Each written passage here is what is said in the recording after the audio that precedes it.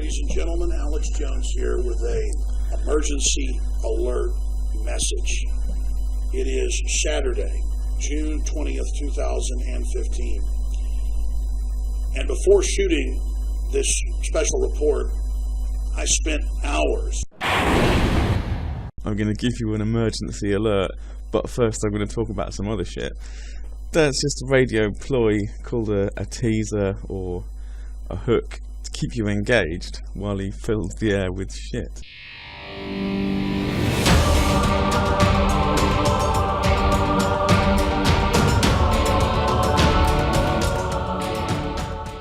Hello, welcome. Today we're looking at Alex Jones and some of his bullshit. Alex Jones' channel here, 2 million views, total emergency alert, elite now evacuating. And this was June the 20th, 2015.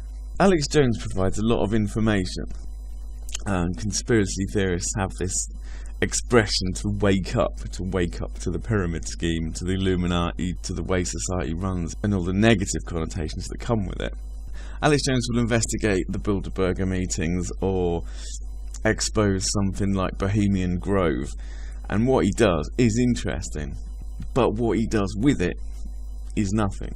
He never has any answers. He just has one scandal after another, and he presents it like that, along with some what I would call hysteria pieces like this total emergency alert, the elite now evacuating. Now we know the elite didn't evacuate anytime around June 2015 because they're still here. They're fighting an election in the United States. And where would they go? Where would the elite evacuate to? You just do a Michael Jackson and go to Bahrain or something like that. But if there's going to be global meltdown, how would that help? If there's going to be a nuclear war, are they going to go into their bunkers? Because if they do that, you will see them disappear. Is there going to be a global catastrophe? They will go, in which case they'd want to be off-world, literally to go and live on the moon. Have we even got a base up there? I don't know, but I don't think we have. This is Alex Jones's thing. Alex Jones, the elite are going to kill Trump. Now, he never actually comes out, says things outright like that. He won't make a prediction. He's very clever in what he says, because then when it doesn't happen, he can always turn around and say, hey, look, that's not what I said. In the case of J-Telm 15, Alex Jones basically implied that it was conditioning exposure for a martial law and military takeover. But while he may be right, he subsequently climbed down off that and said, look, you can't tell me I said this was to do with martial law because I never did. So here we have things like elite are going to kill Trump. Trump bombshell fury. Leave the US while you still can. That might be good advice. China preparing for war with the US. These things aren't unusual. The US and the USSR prepared for war with each other continually during the Cold War. China and US no doubt have things on the drawing board for if they ever clash. You need to be prepared, and the military's got nothing better to do than to prepare for the worst case scenario wars. So yeah, of course China are preparing for war with the US in the same way that US is preparing for war with China. They always are. 666 has begun. Now that doesn't even make sense. I know it's the mark of the beast. How is the mark of the beast has begun? Plus he's related to a mythological scribbling in some fucking 2,000-year-old book. So how is this going to have any relevance? You know, you should at least put it in modern terms. The thing about Alex is basically all about the money. In the last day, the Alex Jones channel has uploaded 17 videos. And it's not his only channel. There's also InfoWars, of course. There are other channels where you'll see the journalists of Alex Jones operating on themselves, or there'll be channels where there's other clips. We get things like this. I spent hours in research and contemplation. And I want to just be clear. You need to listen extremely carefully to what I'm saying, so that this message is not lost in the haze of the cacophony of other voices and factoids out there. And the reason I say that is not in some lecturing, condescending way. It's because it hit me this morning when I was out with my children having fun at the Greenbelt. that even though I'm close to this information and research constantly, that the mere fact that so much is happening in our world, I had gotten to the point where I wasn't clearly recognizing the writing on the wall for what it is. See, it's all filler. Right, let's have a look at China preparing for war with the US by Alex Jones. China to retrofit thousands of merchant ships for war. Beijing launches huge program as tensions with the U.S. build. China is set to retrofit thousands of merchant ships for military purposes so they can be used in the event of war. Another disturbing indication of growing tensions between Beijing and Washington. Shipping industry publication Trade Winds reveals that China is preparing a new fleet of war-ready ships to serve as reserve military logistics wing. That's just their regular ships, so they're covert. In the event of a naval conflict, the new policy will apply to container ships, ro-ros, multi-purpose ships, bulkers, and other ships with shipbuilders receiving a government subsidy to pay for the cost of making the vessels military useful. Which is all fairly standard fucking practice. Right, Alex Jones, floating city scene in China. What a load of shit. Have you any idea how strategically vulnerable a floating city would be? In the UK, we've had the pros and cons of being an island nation for thousands of years. An island nation can be cut off. That's the whole fucking point of having a decent navy, which is what allowed the British Empire to spread so far. What can a floating city do? And get cut off just as easily. And even how much fuel do you use to float a city? What a load of shit. Right. Texas governor puts Federal Reserve on notice. Good. That's a good thing. Let's hope that happens. But while we're fucking talking about this, still don't believe 9/11 was an inside job. Take it from this insider. I should do a 9/11 video. China warns of Third World War. There will be a Third World War if people don't stop fighting about oil, if people don't stop making moves.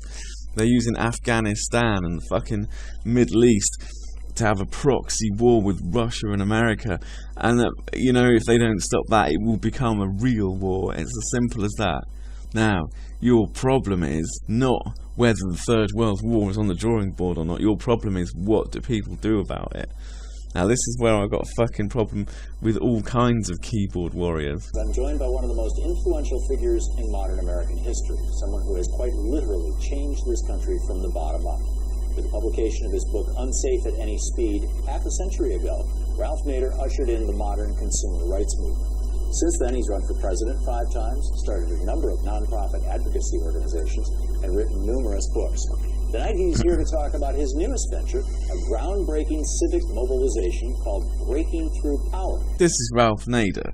He's a Princeton-educated, almost a proxy member of the Old Boy Network, and yet he fights for consumer rights and for positive change within democracy. He's got videos on YouTube. See, this one's only got 6,000 views. He's got videos on YouTube that tell you how to get awareness raised, how to raise money, and how to create effective change, how to get your issue on the desk of a decision maker with enough clout behind it so that they cannot say no. That's how you do it. That's how you affect change in a modern democracy. And he's perfectly in place. He's been doing it his entire life. He was the first person to blow wide open the hideous practice of leaving shitty components in cars rather than doing a recall if the recall was more expensive. Ralph Nader giving an hour lecture, 2,000 views. The 17 Solutions, Bold Ideas for Our American Future, 16,000 views. You guys are not interested. You want to see Alex Jones talking absolute shit. Alex Jones ranting about some fucking normal military maneuvers, 500,000 views. Alex Jones ranting about the elite now evacuating 2 million views. You're not interested in changing the world. You're interested in this shit. And Alex is providing this shit, and this shit is packaged in such a way as to be stimulating. All Alex Jones provides shock value, jaw-dropping revelations, and mixes it with hysteria and leaves you to be stimulated. It's a form of entertainment, and he's only in it for the money. And even the bits that he gets right are bullshit because of the way he presents them. There are plenty of conspiracists calling him a government shill and controlled opposition and all this kind of stuff. No, he's just an arsehole. He's a second-hand car dealer, and he fucking looks like a second-hand car. No, he's not trying to save the world. But neither are the 2 million fucking idiots watching this. If you want to affect positive change, there'll be 2 million views on Ralph Nader's instructional videos. But there isn't. Over here, all the insiders, they said all we've been told by high level is when you see all the insiders. He's name dropping without dropping names. rainbow or the colored money come out, that's when they're getting ready to plunge the economy and bring in the global cashless society. And I was hearing this from FBI agents, Dallas cops, insiders when I was 6 years old. Yeah, I fucking hate this kind of shit. It's all this, I knew everything when I was a kid. No, a 6-year-old doesn't even have context to understand. This is the look that he's giving the camera there, that's his proper shark look. That's his second-hand car dealer look. He's flashing a predatory micro-expression, including dupe glee. Alex fucking Jones. This is Ralph Nader. The recall formula out of Fight Club. Take the number of vehicles in the field, A, multiply it by the probable rate of failure, B, then multiply the result by the average out-of-court settlement, C. A times B times C equals X. If X is less than the cost of a recall, we don't do one. Ralph Nader blew that story open in the 1960s. He wrote the book Unsafe at Any Speed, and he got the process changed. Ralph Nader knows how to effect meaningful change in a modern democracy. He'll walk up to a decision maker with a 30 million name petition, a lawyer on one arm and a fucking journalist on the other, and he will say, you'll change this law or you'll never work in politics again. Now, he knows how to get things done, and he's been doing it his entire life. He's not out of pocket because he doesn't come out of his pocket. He knows how to do fundraising as well. This is a 4-part series. Here in this video, he's starting to teach other people how to do it. 6,000 views. It's a 2.5-hour lecture from one of the greatest activists of all time. Part 2, we're down to 1,396 views. When we get to part 4, it's down to 1,145 views. You can't tell me that these keyboard warriors are trying to change what all they want to do is indulge in the hysteria. Yes, there are problems with modern democracy. Yes, there are problems with the world. But you're not going to change it by lapping up the shit from Alex Jones. You'll change it by listening to people like this on how to change it. And you get through all 4 of these videos like I have, and you appreciate not just that it's possible and can be done, but that it's hard work. You're not interested in hard work. You just want to fucking sit at home and create hysteria, or join in hysteria, have a nice little have an experience of your worldview shifting as somebody reveals how the depth of hideousness in our society. Brilliant. You've got an endorphin high from expanding your mind and realizing, yes, it is a fucking pyramid scheme, but you haven't achieved anything. Now this guy can help you to achieve, and people ain't fucking interested.